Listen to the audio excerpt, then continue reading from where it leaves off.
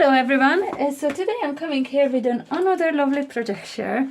I was commissioned to make for the newest Craft Essential series box kit magazine, and this one was designed by two red robins. It is another gorgeous one. I already shared two Christmas themed box kits by Practical Publishing this year, and I have to say they are all amazing. Honestly, I am just in love with all of these.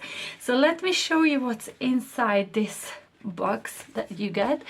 So first of all, we get our magazine, which is jam-packed with full of inspiration, which I'm not going to show because I don't want to ruin it for you in case you're going to purchase this.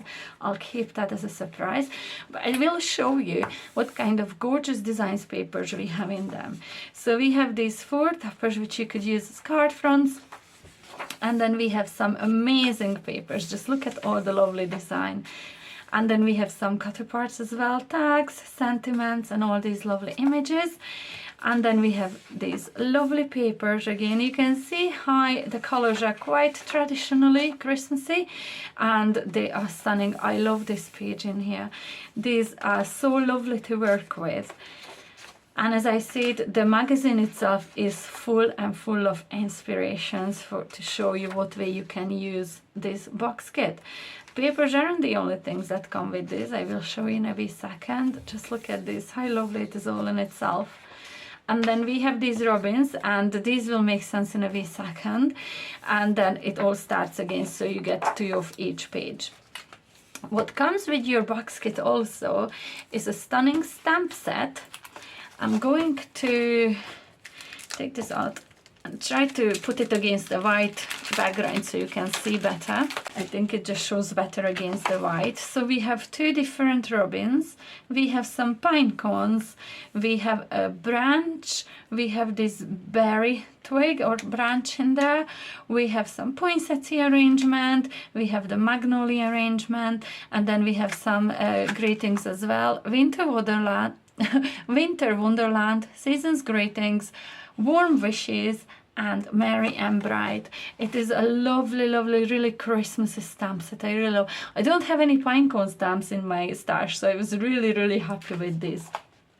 Now, we have gorgeous stencil, which you can use as a wreath, or you can mask pieces of and just use the certain parts of these.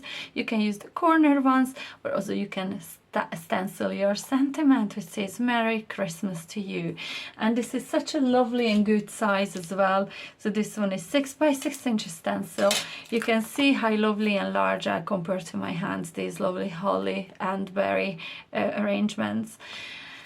Now, the last thing that we have is a die set. Now, in itself, it doesn't make much sense maybe, but together with your paper, so this would cut out these robins. And you can see you have 2 pieces. You have the outline die, and then you have this one in the middle, which embosses details inside your onto the image. So in the magazine we have these 2 pages which shows you how to use the reflections.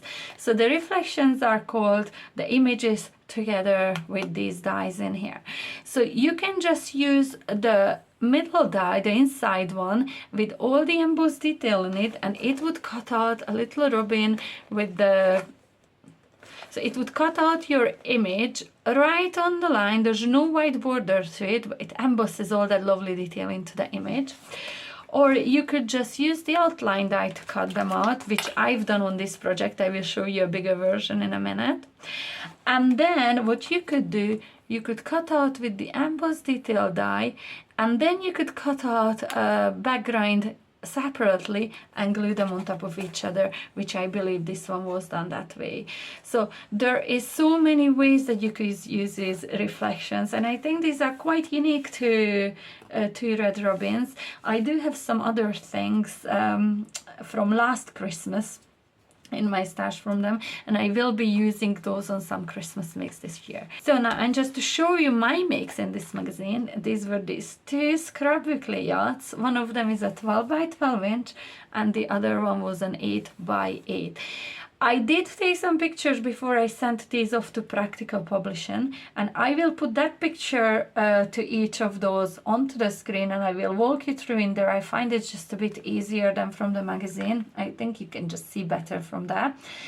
Now, all I want to say is if you will purchase this magazine or you already have it, the pictures on the pages are numbered, so there's 1, 2, 3, 4 and so on and so on. To every number there's a step-by-step tutorial on how I made them. This was such a lovely project. I really enjoyed making this, and let me walk you through those pictures that I have taken. So for my first scrapbook page, I went with a 12 by 12 inch in size. So it's quite large and it's so lovely. This kit was really nice to work with, I have to say. I really enjoyed it. So when I sat down to make my 2 scrapbook pages, I did have an idea that I wanted to use a photo on one of them and leave just plain photo mats on the other. So when I went ahead to start on this one, I chose my photo first. That helped me massively then to pick out my papers that I was going to use. Now, if you see the photo, this is a few years old. Zoe could have been, I think, maybe 3 or 4 in there when she received her official nice list notification from Santa, and her reaction was just priceless. I still remember her jumping up and down. It was just such a lovely day. It came in the post, addressed to her, and Alex received one too, and I took this picture as she opened it. I think it was just really amazing. It's one of those memories that lives deep within me. So once I had the picture picked, I knew that it was going to be much easier to match it to some papers. And I picked out one of those snowflakey on the grayish background and one that matched the frame on her certificate. So the 12 by 12 inch heavyweight cardstock is just plain white cardstock, and then I cut the pattern papers to 11.5 by 8 inches and then 11.5 by 3.5. I glued them onto the white square cardstock, and I added, I think it was like 1/4 inch of a golden stripe just cut from her cardstock where the 2 papers meet. Then I added my photo mat and the photo on top of that. I heat embossed all the images that you can see in here with gold, and then I watercolored them. And for the coloring, I used my Distress Oxide ink pads in all different colors to match the paper packs and some water brush. The baubles themselves, so the circles that you can see on the baubles are cut out of the pattern paper. Those are not stamped images. The berries and the robin behind it, and there's a picon as well behind the baubles and on top of the baubles. Those are colored in heat embossed images and then fussy cut. But the baubles themselves were just picked out designs from the different pattern papers, and I just die cut them simply with some circle dies, and then with a slightly larger scalloped dies, I added some red heavyweight cardstock behind them. For the toppers on the baubles, I used a die set from an older magazine that I had. It was one of the Simply Cards and Paper Craft magazines from last year, or maybe even 2 years ago. So they had these little bauble toppers on them and the little bows, as you can see. So for the toppers, I used gold cardstock, and for the bows, I used 2 gold and 1 red. And then I just attached them with some metallic thread. It was so simply and easily done, and it's so effective, I think. So then when I arranged the photo and the photo mat on it and the baubles, then it was just very easy to start working with all the different colored in and fussy cut images, which I arranged on 2 corners of the photo mat and something behind or on top of each bauble. I die cut the word believe using one of the alphabet die sets that I have in my stash, and I used the same gold mirror cardstock, and I just set the letters right on the line, and I finished off decorating with 3 red gems in 2 opposite corners. I really think that this turned out really lovely. I really enjoyed using this, and Zoe was so happy to see herself on the work that I was sending in. So yeah, this one was a scrapbook layout number 1, and now let me show you scrapbook layout number 2. And for this one, I chose to do a bit smaller, an 8 by 8 inch square scrapbook page. I started off with that pattern paper with the poinsettias in the background, on the grayish background, as you can see.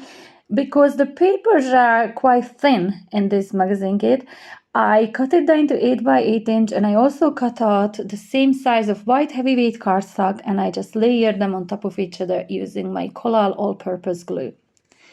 Then I cut a white piece of square to slightly smaller and a 1/4 of an inch smaller of that pink card or paper that keeps saying Merry Christmas all over it. That is the pattern paper I used as my main background for this one. Then I cut out 3 photo mats, 2 smaller squares and one of a larger rectangle one. And I arranged them on the scrapbook page going from the bottom left to the top right corner. And the white photo mats, as you can see, I only added them with glue dots so they can be easily removed and replaced with photographs cut to size. To decorate this, the topper with the bells on the top left corner, the whole topper sheet I actually glued onto some A4 white cardstock to make it sturdier, and then I fussy cut out the bells. And I did the same with the reflections ones on the bottom right corner, where I cut out the robin just using the outline die. Then I cut strips of paper from the paper pad, some of them to 1 inch and some of them to 3/4 of an inch in width. And I added some fishtail to those. Then I layered them behind white cardstock just to tie it with everything else on this scrapbook page. And I glued them onto the top and the bottom, roughly in the middle.